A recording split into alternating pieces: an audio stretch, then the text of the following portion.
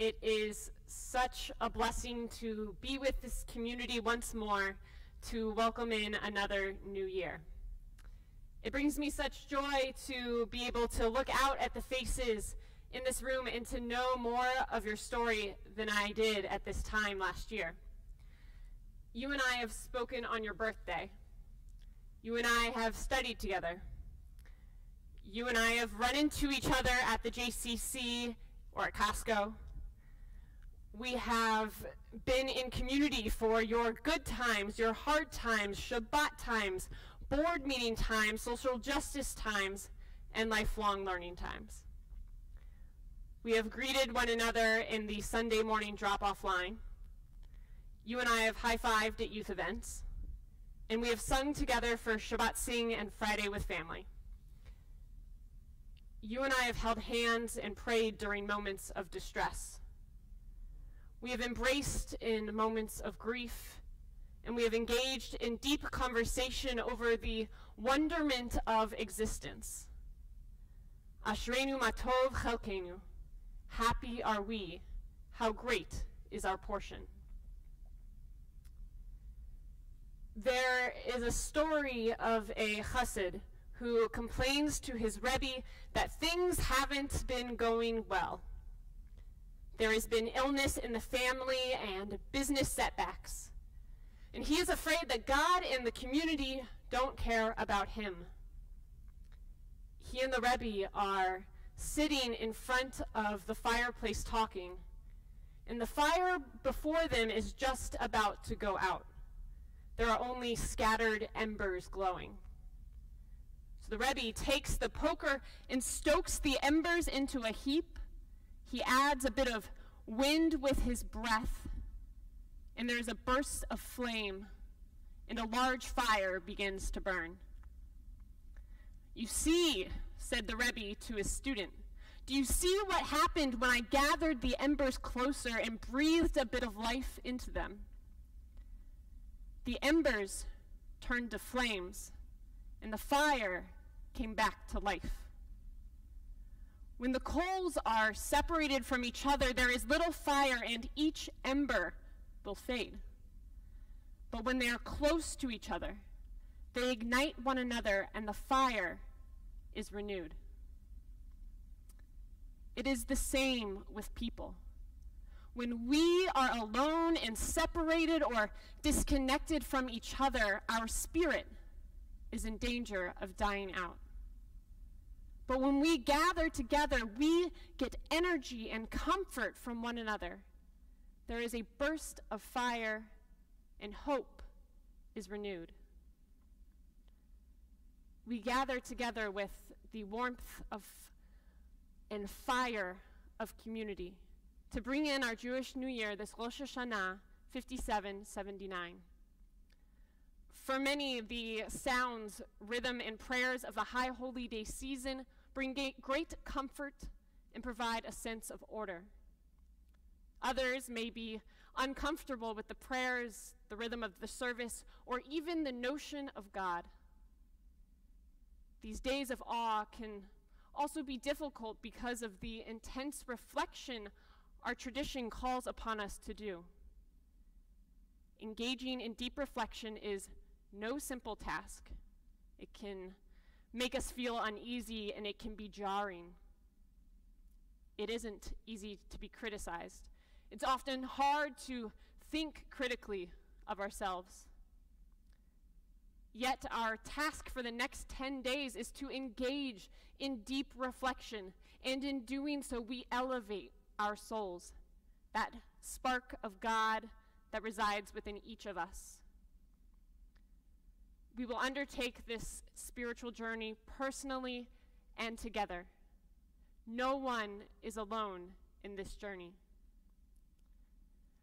Along with those who already experience great comfort, this Rosh Hashanah evening welcomes the doubters, those who feel disconnected from the words on these pages, those who sit like the student with his Rebbe and are consumed by the surah, the difficult moments that life brings us, caring for a sick parent, job trouble, personal health, finding love, and the list goes on and on. But being consumed by difficult moments does not necessitate a correlation to either doubt or faith. Sometimes those who face continued adversity are the most faithful among us, while those who have seen the most reward may hold little faith. Many of the words of our Machzor's pages are over 1,000 years old, and yet they have been intentionally retained as a part of our liturgy.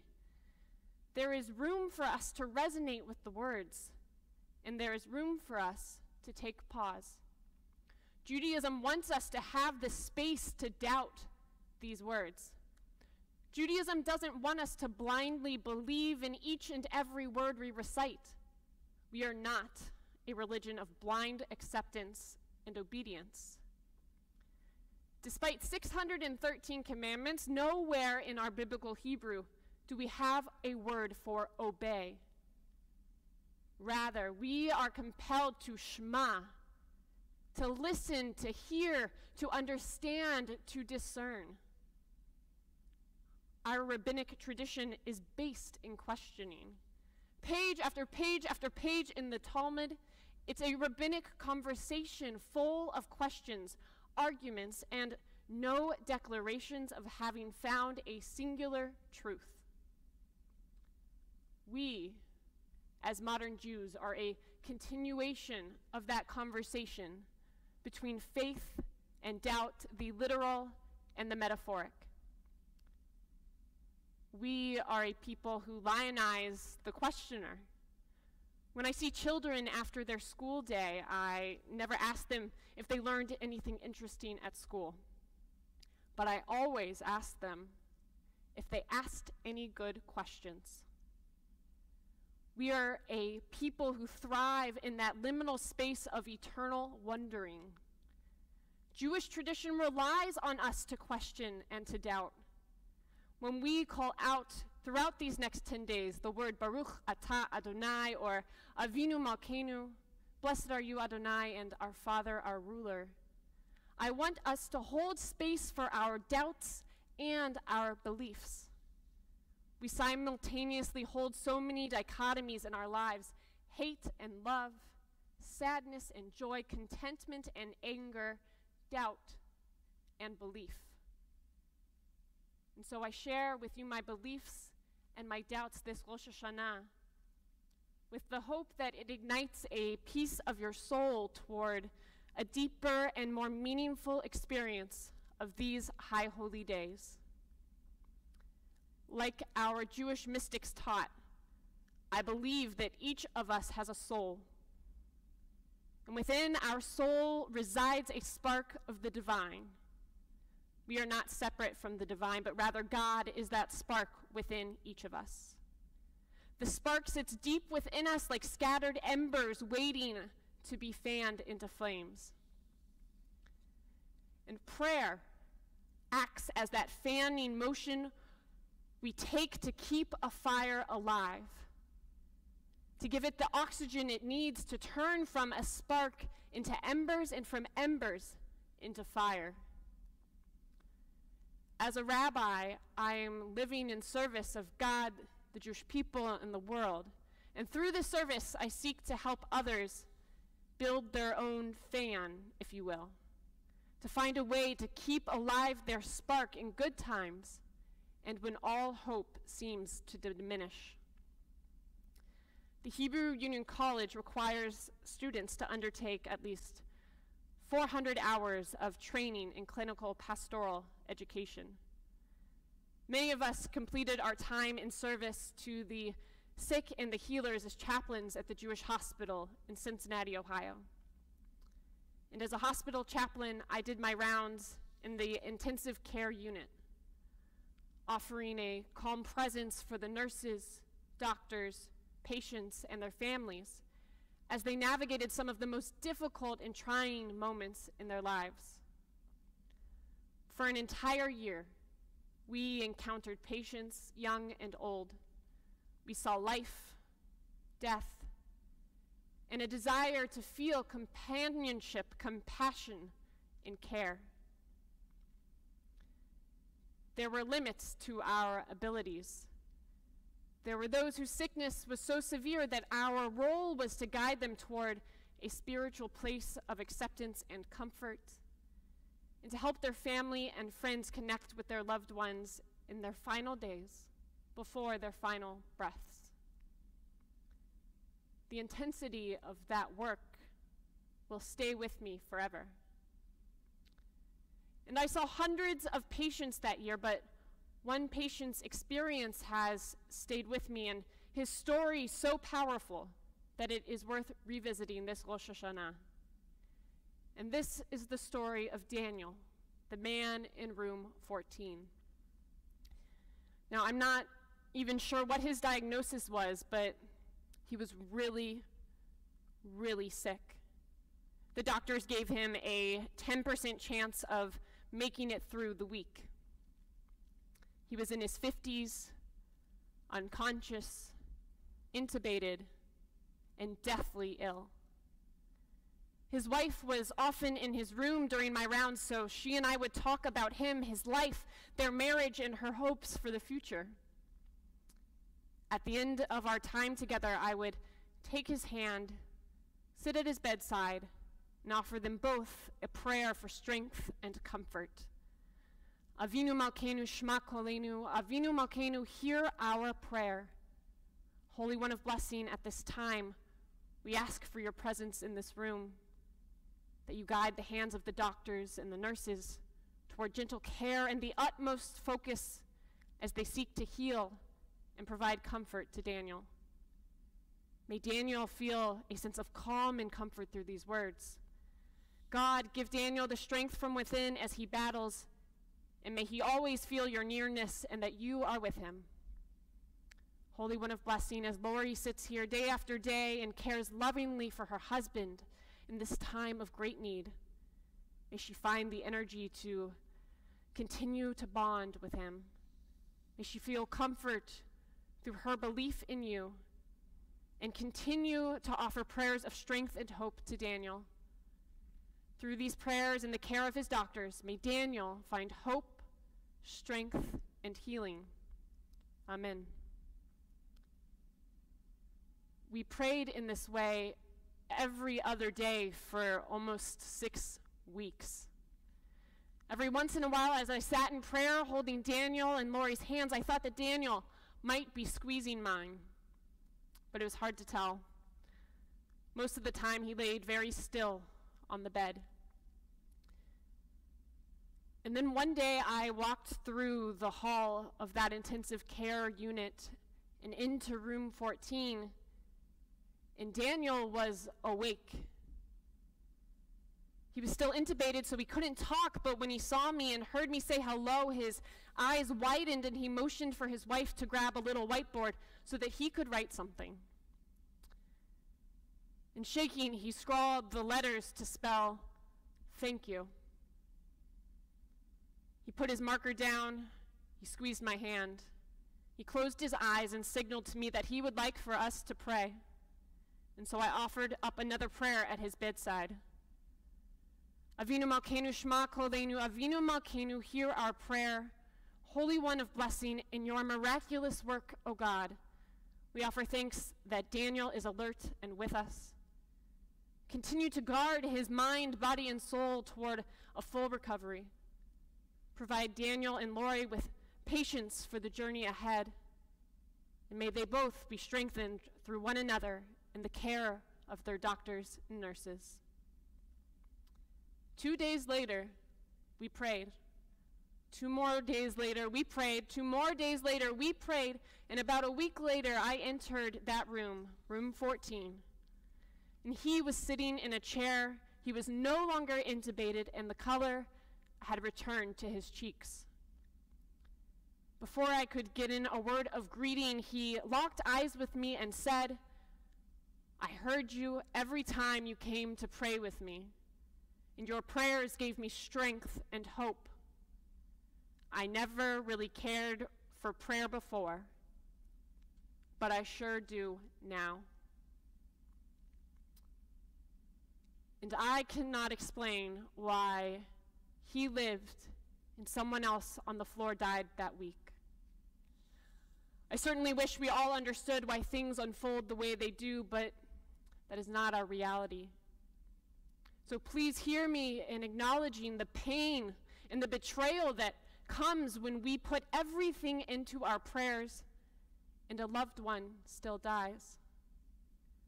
We hold this truth so close to our hearts, and simultaneously we hold stories like Daniel's, the man in room 14. This is at the very core of the friction between faith and doubt. And I don't believe that this was the power of God to heal as some light force from above. Rather, through the work of the doctors, the nurses, his own biology, and the spark of strength and hope deep within his soul, that Daniel made a full recovery and left the hospital just a few weeks later. In the words of Rabbi Abraham Joshua Heschel, I emphasize that prayer invites God's presence to suffuse our spirits, God's will to prevail in our lives. Prayer may not bring water to parched fields, nor mend a broken bridge, nor rebuild a ruined city. But prayer can water an arid soul, mend a broken heart, rebuild a weakened will. The power of prayer isn't to close the wound, but to mend the spirit. We want to believe in the power of prayer to bring comfort, strength, and hope. My experience with prayer in the hospital that year and my continued service to people has shown me that prayer can make a difference in someone's life. It's usually not a life and death difference, but rather how the work to ignite the divine spark within can empower a person toward progress or comfort. Each of us has the power to recite these spontaneous or fixed prayers for others and for ourselves. As we join together this Rosh Hashanah and soon for Yom Kippur, we offer prayers not only for ourselves, but also for the people sitting next to us. When we walk into this space, we show up for our community. When we call out, Zochreinu uvkodenu v'hoshienu, remember us, be mindful of us, and redeem us. We say these words not only for ourselves, but for the person to our left and to our right. When we reach the rhythm of Avinu Malkeinu, we call out to the universe and inward to ourselves, to God, for the people to our front and to our back. And know that the people around us are doing the same, and meditate on how this practice reshapes our entire prayer experience. Allow yourself in your time in prayer to be transformed. When we fan the divine spark with our breath, love, and prayers, this is when we are the most powerful. It only takes 2 people for a community to begin. That one other person at the side of a hospital bed. That one other person who sits next to you at synagogue. That one other person who calls to check in when they realize that they haven't seen you around in a while. Like the Rebbe who stokes the coals and breathes life back into the fire. In this new year, may each of us be that breath of life for someone else. May our community be strengthened by the warmth of the sparks that reignite within our souls this Rosh Hashanah. And may we all feel a renewed sense of connection to ourselves, one another, and the world. A sweet and good year to each and every one of you. Shana Tova umetuka.